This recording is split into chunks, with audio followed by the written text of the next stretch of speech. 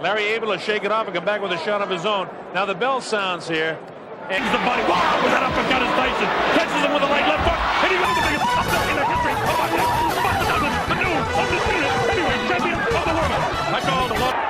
He should be hanging on. Now with the right hand, the left hand. He's got to hang on. Cocky fighters who disrespected Prime Tyson and instantly regretted it in his prime.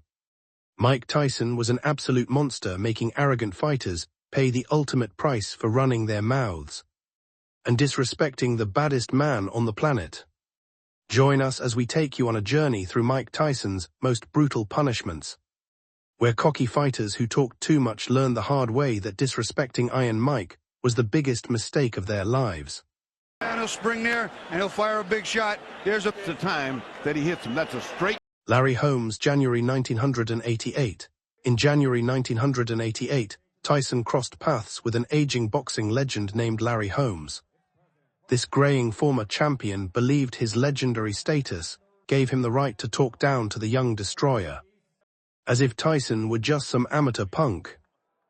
Here we go, round one, the heavyweight championship of the world. Tyson was furious, and when the bell finally rang, it was time for this aging veteran to learn some hard lessons about respect.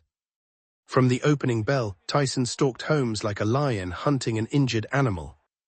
Holmes tried to turn back the clock with his once famous jab, but Tyson was simply too fast and too powerful.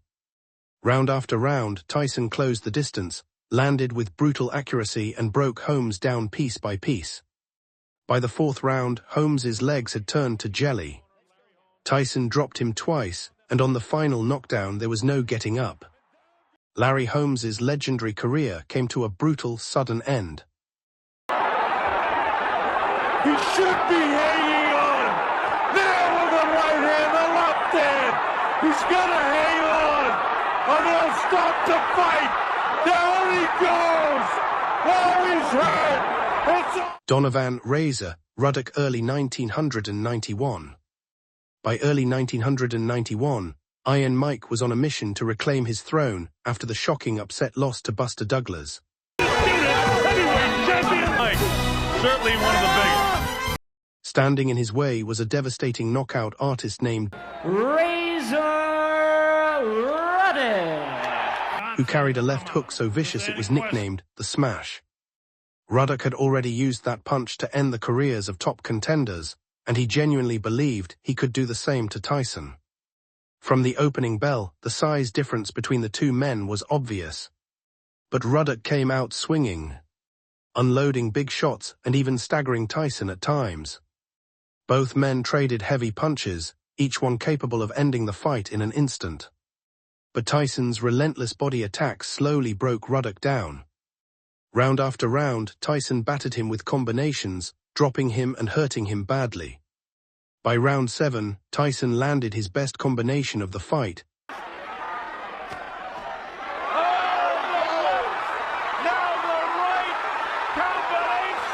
forcing the referee to step in and stop the contest. The stoppage was so controversial, with Ruddock still able to continue, that chaos erupted, and a brawl broke out in the ring immediately after. Trevor Berbick, November 1986. The first hurdle in Iron Mike's path to becoming undisputed champion was WBC title holder Trevor Berbick. Berbick had a reputation for winning with dirty tactics, including hitting opponents behind the head. He was also known as the man who sent Muhammad Ali into retirement, inflicting heavy damage on the aging legend. That alone was reason enough for Tyson to want to destroy him in the ring. From the very first bell, Tyson began punishing Berbick, delivering payback with every punch. Left hooks, right hands, and body shots rocked Berbick again and again. Rather than back off, Berbick made the fatal mistake of taunting Tyson, signing his own death wish. In round 2, Tyson went straight to work. A left hook and a right hand sent Berbick's legs out from under him. He tried to get up, staggering and stumbling along the ropes, but his body simply would not obey his mind. He was counted out. At just 20 years old, Mike Tyson had become the youngest heavyweight champion in history. Mitch Green, May 1986. In May 1986, Mike Tyson found himself targeted by Mitch Green, a former gang leader from the streets of New York. Mitch kept ranting and raving, and Mike stood up because he had made contact. This towering street fighter publicly threatened Tyson, claiming he could easily destroy Kid Dynamite. So then Mitch grabbed his shirt and apparently went for his pocket because his wallet fell out. Before the fight, Iron Mike's eyes burned with cold fury. This street thug needed a lesson in respect from the opening seconds. Tyson turned the ring into his personal classroom of violence, landing hard. Accurate shots while Green tried in vain to tie him up and survive. For 10 brutal rounds, Tyson methodically dismantled Green's street fighter reputation, closing the show with a big left hand at the final bell. But Green's education wasn't over.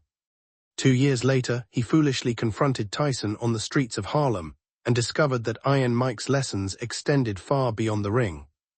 Tyson hit him so hard that, by his own account, Green eventually walked away from that lifestyle altogether, later becoming a pastor. From street fighter to preacher, all set in motion by one devastating right hand. Carl "The Truth" Williams, July 1989. In July 1989, Tyson faced a towering opponent named Carl "The Truth" Williams. This confident giant genuinely believed his nickname meant something, and that his so-called boxing IQ could solve the puzzle that was Mike Tyson. But Iron Mike was about to teach this giant the real truth. From the opening seconds, Tyson went hunting, closing the distance and unloading punishing combinations. It didn't take long. Tyson delivered the brutal truth with his fists, and the towering truth was silenced for good. Here's another look at the devastating left hook. And what Tyson does here, he bobs and weaves, gets under that jab and counters with a beautiful left hook. Perfectly timed as Williams was dropping the right hand, just as he said he did after throwing the jab. Tony TNT Tucker, August 1987.